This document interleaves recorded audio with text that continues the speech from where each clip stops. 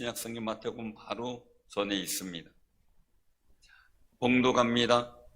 말라기 3장 16절에서 18절.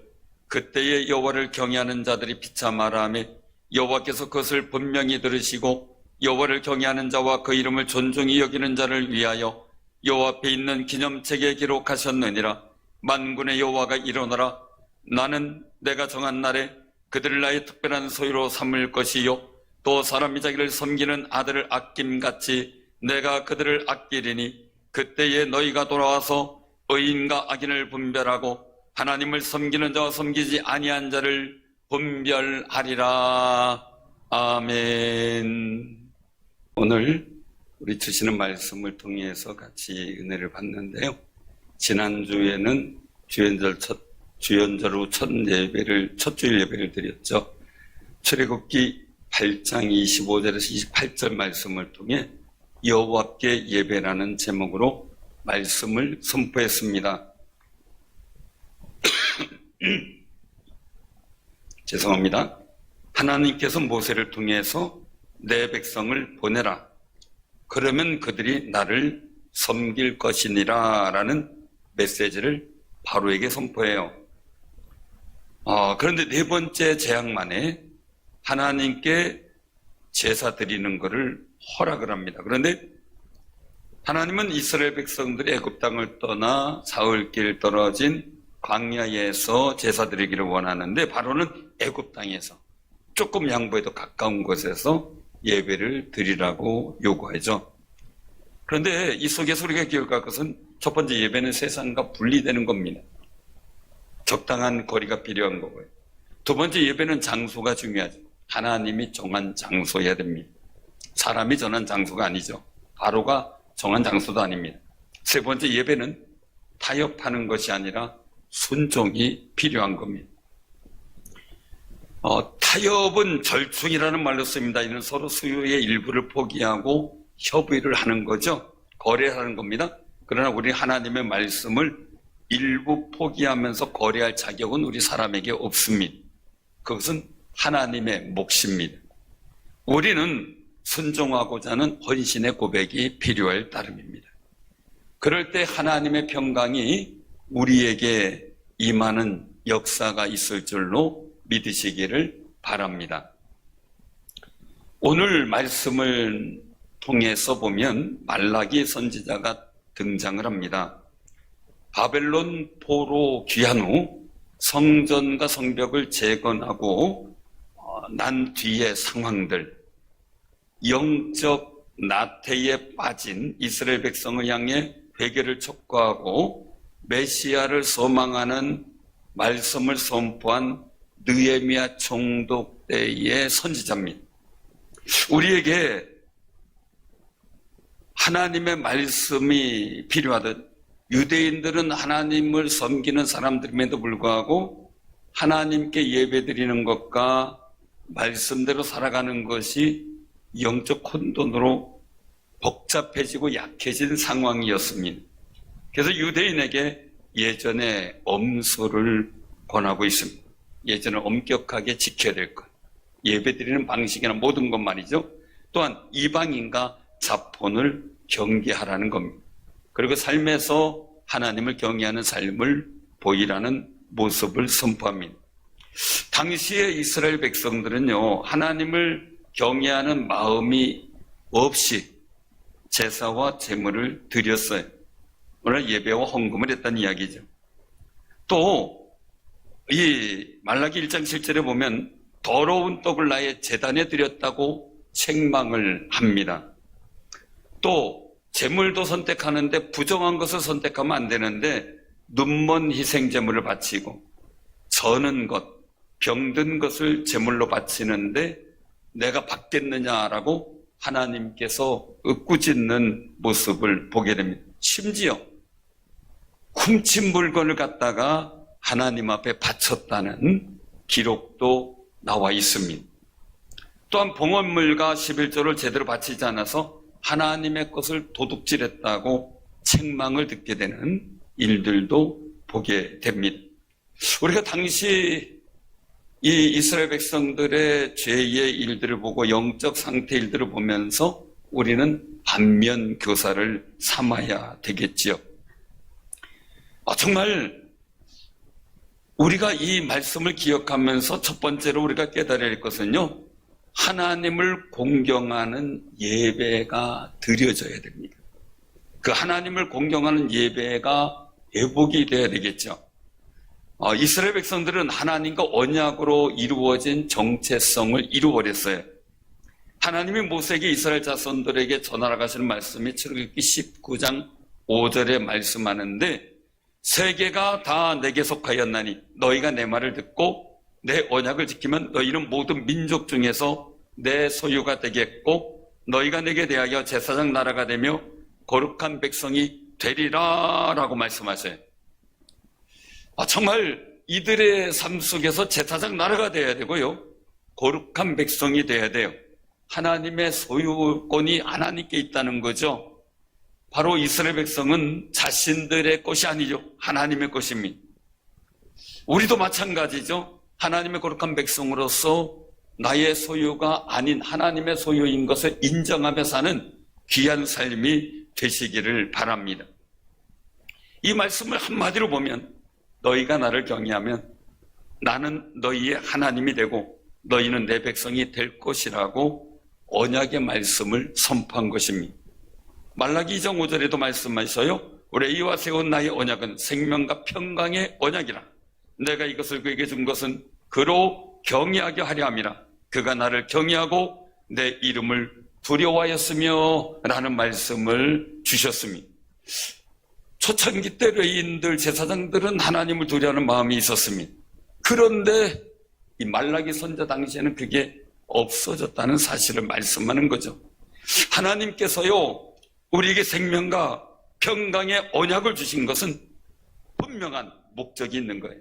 바로 하나님을 경외하게 하려고 우리를 부르셨다는 거죠.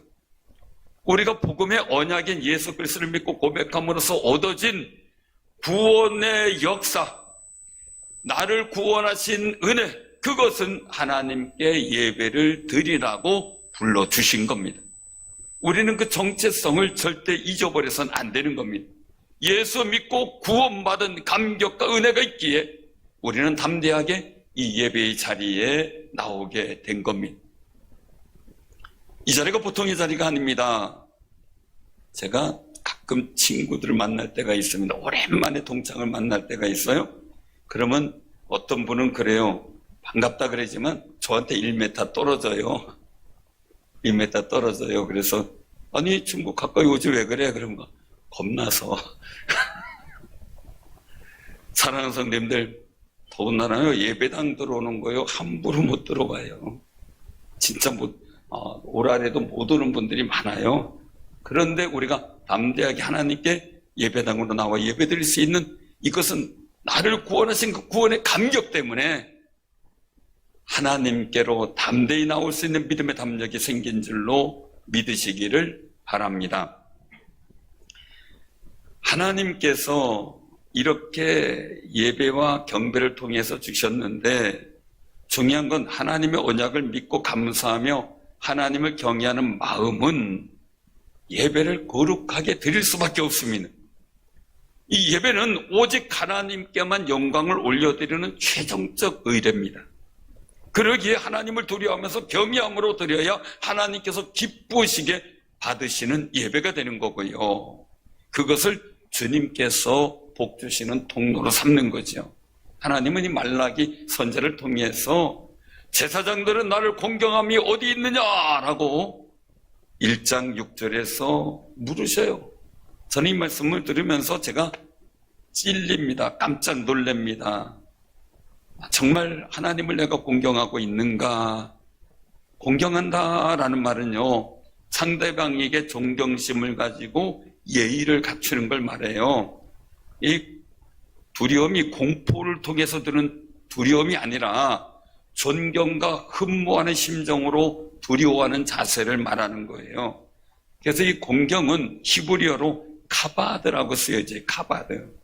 무겁게 여기다. 즉 중히 여기다, 이런 말이에요. 신명기 5장 16절의 말씀을 통해서도 보여지는데 이 카바드가 쓰이는데요.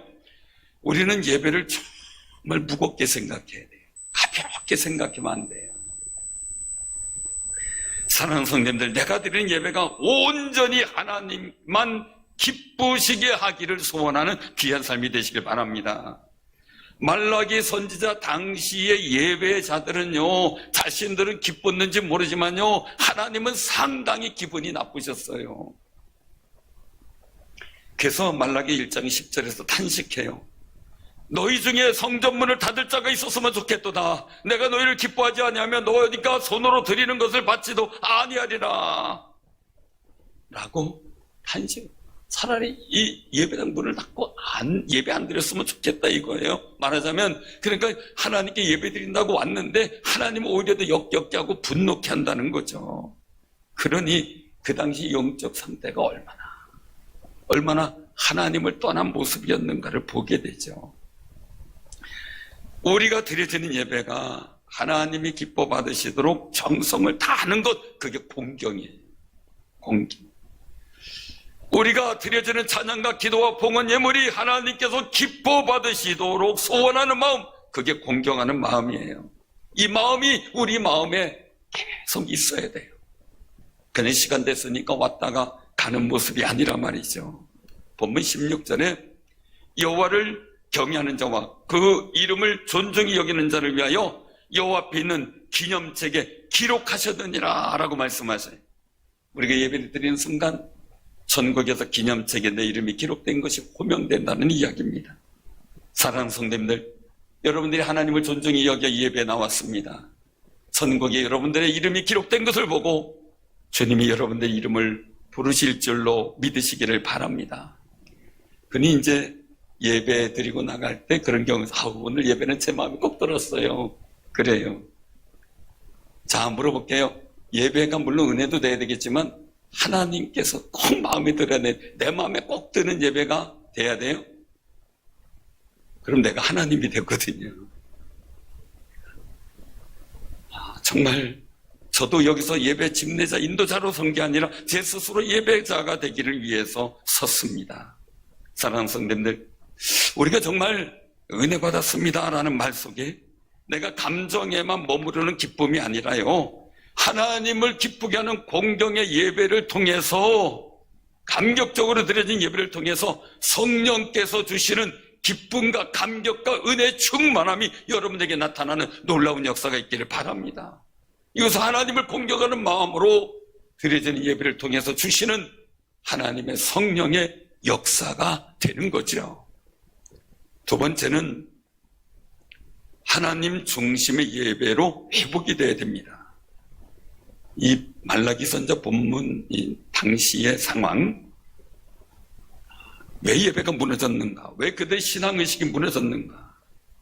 이게 의식의 문제였어요.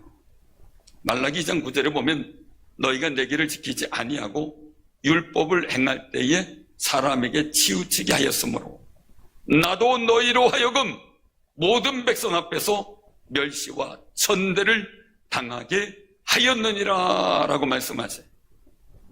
하나님 중심의 신본주의가 아닌 사람 중심의 인본주의 예배를 드렸다는 겁니다. 하나님 말씀의 관점에서 예배 의식을 갖고 드린 게 아니라 사람 편한 대로 또 사람들이 말하는 관점대로 예배를 드렸다는 겁니다. 한동안 우리나라에도 어떤 예배가 이벤트식으로 하려고 했던 때가 많이 있었어요. 그래서 문화 예배다 해가지고 여기에 국악에 대한 거, 또 옛날 우리나라 이제 풍악을 올리는 그런 일들을 갖고 예배에 가미하려고 했던 움직임도 있었어요. 그러나 중요한 거죠. 하나님은 하나님의 관점 속에서 예배가 만들어질 때 그걸 받으셔요. 사무엘하 6장에 보면 하나님의 언약궤가 아비나답의 집에 있었어요. 엘리 제사장 때 그 아들들이 전쟁 때 가지고 나갔다 블레셋에게 뺏겨버린 거예요. 그 언약궤가 있으니까 다곤 신상이 자꾸 무너지고 하니까 그걸 이스라엘로 보내버린 거고, 그 수레 싣고 보냈는데 이 언약궤를 아비나답의 집에서 보관하고 있었어요. 그래서 다윗은 그 언약궤를 다윗성으로 옮겨 놓으려고 계획을 하고 옮기던 중인데, 하나님의 말씀대로 보면 언약궤는 채에, 언약궤가 있으면 긴 채를 껴서, 그리고 어깨에 제사장들이, 선택된 제사장들이 메고 운반을 했어야 돼요. 근데 이 아요라는 사람하고 우사는 이것을 블레셋 사람들이 보낸 대로 수레에 싣고 옮깁니다. 인간 중심의 편리주의였죠. 메고 가야 되는 걸 편하게 싣고 갑니다. 우상을 옮기는 방법을 갖고 하나님의 궤를 옮기는 방법에 사용한 거죠. 결국 소가 날뛰게 되고요, 언약궤가 넘어지려고 하고 떨어지려고 하자 우사가 그 언약궤를 손으로 잡다가 그 자리에서 죽고 맙니다. 사랑하는 성도님들, 그런데 이 집은 결국은 특별한 일 없이 보관하고 있다가 우사가 죽는 사건으로 마무리되지만, 그 일로 두려워서 오베데돔의 집으로 이 언약궤를 옮겨놓고 다윗도 두려워서 감히 가까이 하지 못합니다. 그런데 석 달 만에 오베데돔의 집은 하나님의 복된 역사가 나타나요. 왜요? 하나님의 중심된 하나님의 방법으로 섬겼다는 겁니다. 예배가 무너진 이스라엘 백성에게 말라기 2장 2절에서 말씀합니다. 내 이름을 영화롭게 하지 아니하면 내가 너희에게 저주를 내려 너희 복을 저주하리라 라고 말입니다. 심지어 똥, 곧 너희 절기의 희생의 똥을 너희 얼굴에 바를 것이다, 너희가 그것과 함께 자여 버림을 당하리라 라고 2장 3절에 또 단호하게 말씀하세요. 제사장들은 물론 백성들도요, 똥처럼 더럽게 버림을 당할 정도의 상황이 되었다는 겁니다. 이 정도 되면 참 참혹한 일이잖아요. 그 당시에 이스라엘 백성이 인본적 의식을 갖고 하나님을 경외하는 마음 없이 예배를 드리다가 책망을 받게 된 이유가 바로 거기에 있었던 겁니다. 사랑하는 성도님들, 오늘 그 이유를 살펴보면 14절 15절에 보면, 첫째는 왜 이런 의식이 생겼을까? 왜 이런 예배에 대해서 홀대하는 일들이 생겼을까? 첫째는 하나님을 섬기는 것이 어때니 만군의 여호와 앞에서 그 명령을 지키며 슬프게 행하는 것이 무엇이 유익합니까? 라고 항변을 했어요. 이스라엘 백성 질문하는 거. 나 열심히 믿었고 열심히 하나님 말씀 지켰고 들었고 예배 드렸는데 지금 잘된 것이 뭡니까? 이 얘기예요. 영적 열등감이에요. 사랑하는 성도님들, 혹여나 여기 계신 분들 중에서도 하나님 내가 예배 잘되게 열심히 했는데 내가 잘된 것이 없습니다, 푸념 아닌 푸념을 하고 계시는 분이 있을지 모르겠습니다. 그런데 그것이 내 예배의식이나 모든 기도의 권세를 상하게 한다는 사실이죠. 두 번째는 지금 우리가 볼 때는 교만한 자가 복되고 잘되는 것 같고 또 악을 행하는 자가 번성하는 것도, 그런데 하나님을 시험하는 자가 있어도 하나님이 진노하시는 것이 없습니다. 그럼 하나님 계시는 겁니까? 라는 반문을 하게 돼요. 이런 실망감 때문에 영적 열등감이 생기고요, 그래서 그들이 예배를 소홀히 하게 되고 예배가 무너지는 계기가 됐던 겁니다. 사랑하는 성도님들, 사실 많은 분들이 얘기를 해요. 낙담이 되는 일들 얘기하죠. 나는 열심히 신앙생활 하는데, 열심히 기도도 하는데, 저 사람은 기도도 안 하는 거, 아무개는 믿지도 않는데, 나쁜 짓 많이 하는데 왜 그 사람들은 잘 되고 나는 왜 이렇게 어렵습니까? 이런 생각과 마음을 가진 분들이 참 많을 거예요. 낙담도 되고요, 속이 상할 거예요. 그래도 하나님 도우심을 바라며 예수 바라보시면서 살아가면 주님께서 때가 이르실 때 역사하실 줄로 믿으시기를 바랍니다. 하나님은요, 정한 날과 정한 때를 준비하신다는 거예요. 그래서 17절에 나는 내가 정한 날에 그들을 나의 특별한 소유로 삼을 것이요, 또 사람이 자기를 섬기는 아들을 아낌같이 내가 그들을 아끼리라 라고 말씀하시. 하나님은 예수님을 영접하고 믿는 우리를 아들 삼아주셨어요. 아들 예후가 아닙니다. 찐 아들입니다.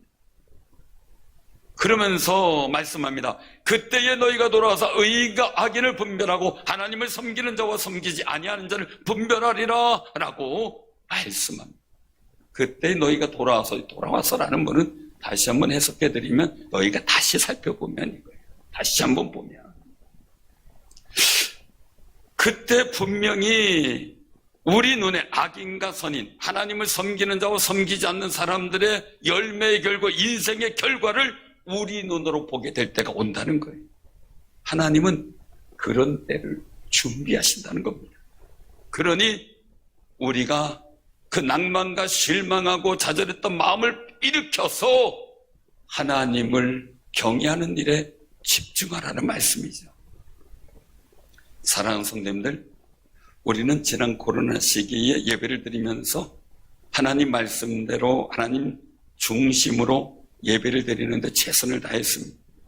세상과 정부에서 말한 예배가 아니라 하나님을 공경하고 하나님을 경외하는 마음으로 하나님 말씀대로 예배를 지켜드리려고 애썼지요. 사실 교회에서 코로나가 다른 데 얘기는 안 하는데 특별히 교회에서 코로나가 발생하면 책임을 묻겠다는 엄포도 있었습니다. 구상권을 청구하겠다고 했습니다. 또한 우리 스스로도 코로나에 대한 두려움도 있었습니다. 그런 속에서 우리는 예배를 드렸습니다. 그리고 하나님이 지켜주셨고요. 사실 그때 처음에 코로나19 들어왔을 때 많은 어려움이 있었는데 너무너무 감사한 것은 코로나19가 끝나고 오미크론의 변이가 생겼을 때 이제 영향력이 약해졌을 때 걸린 분들이 있었지만 그 전에 심할 때는 걸리지 않고 우리가 예배에 집중했을 때 오히려 한 번도 걸리지 않고 지내갔다는 그 사실이 너무너무 감사했고요. 그것만이 아니라 집집마다 기도 응답과 은총의 증거들이 줄지어 나타났고 늘 매주마다 교인들이 떡을 대접하고 하는 아름다운 일들이 있었고 우리가 공개적으로 기도 제목 얘기한 것도 하나님께서 응답하시는 역사가 있었죠. 2월 말부터 3월 예배를 계속 드리며 많은 어려움이 있었지만 그러나 여러 가지 일들 속에 방역도 철저히 하면서 예배를 드릴 때 4월 달 되면 성전부지가 매각이 되고 5월 달에 우리 지선님 가정에 아기가 생기게 되고 그 다음에 또 한 달 넘어서 또 저희 딸도 아기 갖게 되고 아기를 가지려고 했는데 안 됐는데 그 일들이 계속 이루어지고 집집마다 기도 제목 요청한 것이 응답되어지는 역사를 보게 됐어요. 너무너무 감사한 일이죠. 사랑하는 성도님들, 그런데요, 우리 한국교회 일들을 보면서 3년여 지나고 나니까요, 하나님께 예배를 최선을 다해 드린 교회와 그렇지 않고 편안하게 그냥 편안하게 유튜브 예배 드리고 예배를 교회 중단하고 그저 아니 교회 넓은데 군데군데 와서 기도해도 상관은 없잖아요. 그런데 그냥 교회 걸어 잠그고 아예 교인들 못 들어오게 만들고 했던 그런 일들을 볼 때 참 가슴이 아팠습니다.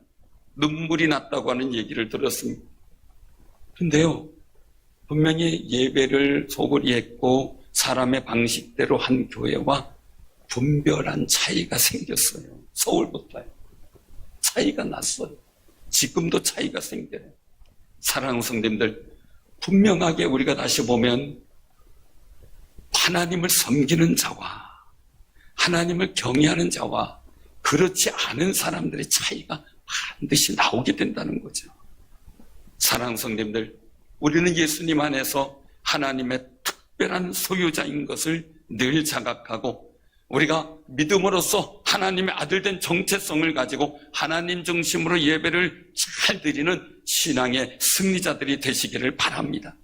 그러면 하나님께서 정하신 특별한 때에 우리 사랑하는 중재상일께 성도님들의 의와 하나님의 복받은 성도로서의 믿음의 역사가 세상에 드러나게 하실 줄로 믿으시기를 바랍니다. 세 번째는 예배는 세상에서 나를 존중받게 만든다는 겁니다. 말라기 선지자 당시의 신앙생활의 타락을 보면 우리는 예배를 드리는 나 자신의 모습을 한번 살펴볼 수 있어야 되는데요. 아주 중요한 말씀을 하나님께서 하셔요.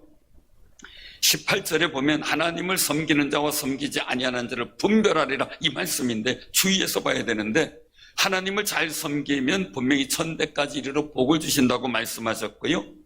그렇지 않고 하나님을 멸시하면 하나님께 3, 4대 이르러 저주하는데 3, 4대 이르면 그 집안 자체가 남아있지 않습니다.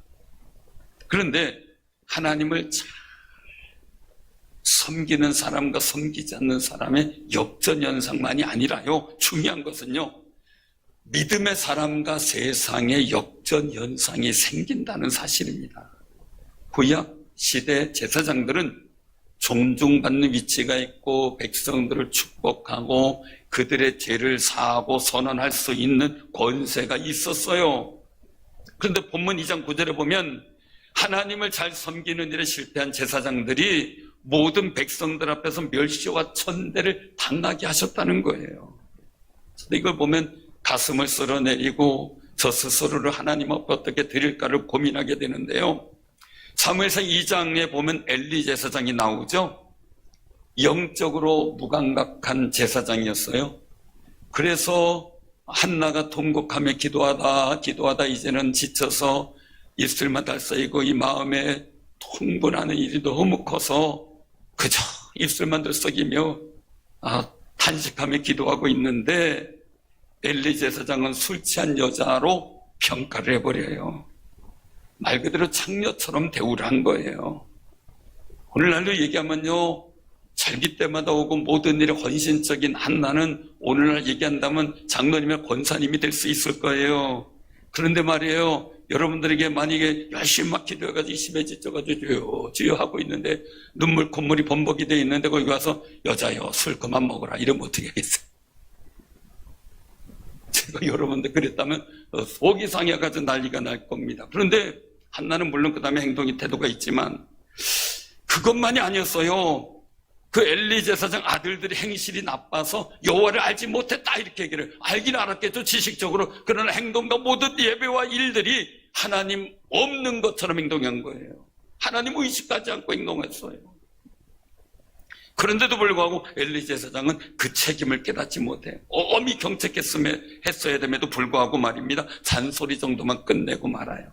결국 블레셋과의 전쟁에서 아들들이 여호와의 궤를 갖고 나갔지만 다 전쟁에서 죽게 되죠. 여호와 언약궤를 뺏기고 그 소식을 들은 엘리 제사장도 의자에 앉아있다가 거꾸로져 목이 부러 죽죠. 사랑하는 성도님들, 그때 사무엘상 2장 30절에 하신 말씀이에요. 나를 존중히 여기는 자를 내가 존중히 여기고 나를 멸시하는 자를 내가 경멸하리라 하고 말입니다.